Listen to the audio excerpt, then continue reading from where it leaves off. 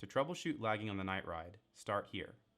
We recommend using the NightRide in the following configuration, where you're connected from the device to the NightRide using an Ethernet and a web browser. Here on iOS, we're using Safari, but you can also use Chrome. There are two sources of lag. One of the possible sources of delay is the app. On the left, we have the web browser. On the right, we have the app.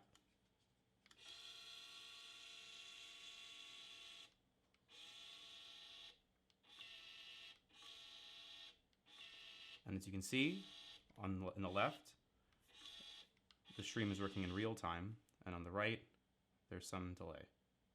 If this is the case, we suggest to close the app and open the web browser.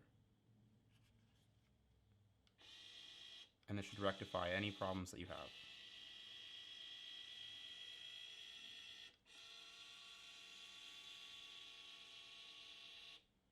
If you're having microwave interference, you'll notice dropped frames and stuttering.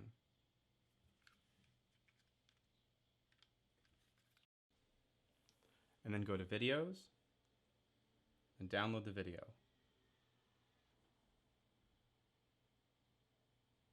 After the file downloads, open it, go to VLC,